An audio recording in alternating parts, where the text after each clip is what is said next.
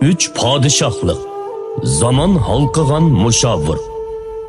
Mazkur tor romani Üllər Studiyasi tarafidan tarjima qilindi va ovozli qilib ishlandi. Asar mazmuni to'qilma bo'lib, hech qanday xurofotlikni qo'llamaydi. Ko'chirib tarqatganlarning qonuniy javobgarligi surishti qilinadi. Amgikimizga hurmat qiling. 10-bob. Dianveyning Lübu bilan jang qilishi. Dianvey, sen qo'shinda sanğın yo'q deb haqoratlayapsan. Shoqudin, bu mening borgoyimdagi lashkar emasmi? U Lübu bilan urush olamda. Miyovsay boyili mag'lub bo'ldi. U o'lgili oldiramdigandu deb o'yladi. Kichik birodar, bek yurak ekansiz. Lekin jang maydoni no'chlik qiladigan joy emas. Yujin yaxshi gap bilan nasihat qildi. U boshqalar Lübuning boturligini ko'rgandan keyin yana yugurib chiqib, o'zini o'limga tutib berishga jur'at qila oladiganligini tushunmadi.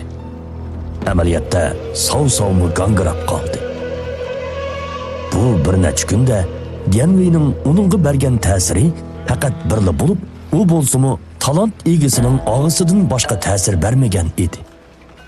Sov-sov ko'z oldidagi qobil yigitga qaytadan qarab, uning ziji aytgan Lübu bilan jang qila oladigan mohir ekanligidan hayron qoldi. Lekin Sov-sov nihoyat tezla qat'iy niyatga keldi. Chunki buni Dianmo tavsiya qilgan edi. Butkul planning eng muhim bir halqasi dal Lübu va Shilyan qo'shinining diqqatini tortish. Bu halqida xatolik ko'rilsa, hamma ishda futurib qo'yadi. Kelinglar. Mening etimni yetilab kelinglar. Ha, ishti yo'q begim. Men otliq jang qilishga mahir emas. Dianvey gapini tugitib, cho'ng qadam bilan pastga tushdi. Ko'pchilik u ot urushiga mahir emas turib, otliq Lübuga qandoq taqobil turadi? Bu o'zini o'limga tutib berish emasmi deb o'ylashdi. Begim, bu ishda chaqchaq qilishga bo'lmaydi. Qo'shinimiz bir qatim mag'lub bo'ldi. Agar yana mag'lub bo'lsak, Lübu qo'shinining jangovarlik ro'yini urg'itib, Lübu fursatdan foydalanib, borgoyimizga hujum qilishi mumkin. To'g'ri begim. Lübu tangdassiz botur. Biz bir necha sarkarda birlashgan taqdirdimi, cho'qim g'alaba qilishga ishonchimiz yo'q. Yanala zilyanlarning oldi-keyindan qistab hujum qilishini saqlab boqaylik.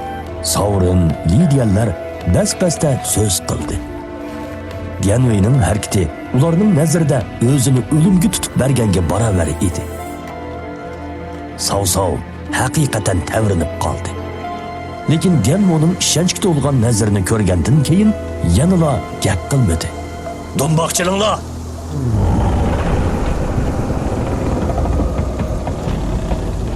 Borgohning ishki g'ich qilib echilib, usti badani yalang'och Dianvey qo'sh nayzasini ko'tarib chiqdi. Bunun bilan Odildagi 30 ming kishilik qo'shin qaqoqlab kulib ketdi. Hatto Lübumu ixtiyorsiz beshini yon-to'g qilib so'g'uq kulib qo'ydi. Dianvey qo'sh nayzasini ko'tarib Lübuga qarab varqirdi.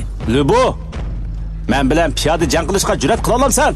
Lübu Dianveyning ko'zlariga qarab bir xil degili bo'lmaydigan beoram bo'ldi. U kishilarning o'ziga qarashdagi ko'zlaridagi qo'rqinchga ko'nib qolgan bo'lib, Dianveyning ko'zlarida ig'vogarchilik qilishdan boshqa xuddi jang qilishga butun vujudi bilan intizor bo'lgandek qiladi. Men ishga jur'at qilamoqdakmi? Lübuning ko'p yillardan buyon to'plagan obro'yiga jang e'lon qilishga bo'lmaydigan bo'lib, u chilon to'riq etidan sakrab tushdi. Dianmo Lübuning otdan tushganligini ko'rib, chiroyida sus kulki jilvilandi. Uning paras qilg'iniga o'xshash Lübu nihoyat mag'rur bo'lib, u har qanday shakldagi yakmu-yak elishishni qabul qila oladi. Bu piyoda jang qilishni o'z ichiga oladi. Amaliyotda Lübu rostilla otdan tushishni xohlamagan taqdirdimi, Dianmo ancha ansirmaydigan bo'lib, Dianveyning beliga esib olgan 10 necha tal nayza zinnat bo'yimi emas edi. Bu yillarda u nayza etish mahoratini kamolatga yetkazgan bo'lib, 10 qadam ichida sovutni teshib o'talaydi.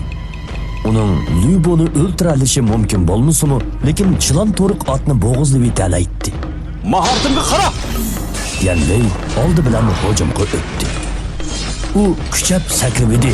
Bastlik tini 5-6 chi egizdikka o'rlab chiqib, qo'sh nayzisini Libuning beshiga to'g'riladi.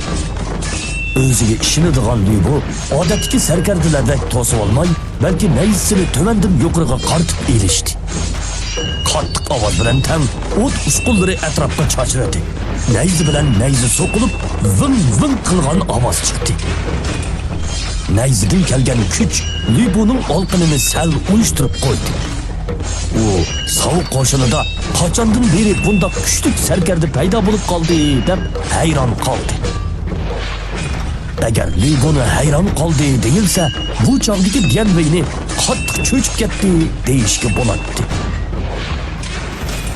Uning bu zarbasi tövanga tushgan kuchning yordami bilan texmi kuchaygan bo'lib, Libu tövandan yuqoriga qarshi harakat qilgan bo'lsa-mu, lekin u o'zining butun kuchi bilan qilgan bir zarbasini to'liq to'sib olgan edi. Kirkira! Dianvey sal qarashga petin olmay, qo'sh nayzisini tortib olgandan keyin qo'sh nayzisini xuddi bilak barmoqlarini ishqa solganga o'xshash Libuga qaratib har xil ajallik hujumlarni qildi. 100 jingdan oshadigan nayza Libuning qo'lida intoyim chaqqan bo'lib, Dianveyning nayzalarini to'xtamay uratdi. Har bir zarba ostida nayzining tegishgan yeridan o't usqullari chiqadigan bo'lib, buningdan ikki odamning qanchalik kuchli ekanligini ko'rib olg'ili bo'ladi. Libu Dianveyning ustun tut paydo bo'lgan sovuq qo'shinidagi barliq odamlardan ish tushadigan botur sarkarda ekanligini muayyanlashtirgandan keyin qilchi sal qarmasdan noyat zo'r jangovarlik bilan taqobil turdi. Dianveyning qo'sh nayzisi ba'zida chaqqon, ba'zida keskin bo'lib noyat kuchli edi. Libuning nayzisi shaklsiz to'siq hosil qilgandek barliq hujumlarni to'sib qoldi. Bunun bilan bir mahal yengilishni ayirish tas bo'lib qoldi. Dunyoda yana Libuni qista musholga tushirib qo'ydigan odam borligini o'ylab boqmabdi ekanman. Aynili, Liu Bei, Yuan Yu, Zhang Fei Libu bilan urushgandan keyin Libu bilan jang tushadiganlarni tunji qatim ko'rishim edi. Yanra, o sening qo'l ostingda lashkar bo'pti. Lekin sening chamboshchilik mahoratingmi oningkiga yetmaydi ekan. Vah, yana bir talant egisi. Saurin, Yujin, Lidian qatorliqlar buningdan hayron qolishdi. Dianmo mening faraz qilganimdek Libu garchi tangdoshsiz botir bo'lsa-mu, lekin piyoda jangda og'amni yengolmaydi ekan. Hozirgi ahvoldan qaraganda qisqa vaqt ichida yengilishni ayrig'ili bo'lmaydi deb o'yladi. Bundaq tirkishish jangi ko'pchilikning diqqatini jalb qildi. Shilyan qo'shini texmi aniq ko'rish uchun sap shaklini qalaybiqonlashishga boshladi. Bularning hammasini to'liq ko'rgan Savsov ixtiyorsiz mundaq dedi. Ziji, siz bir oy burunla hammani paraz qilib bo'lgan ekansizda.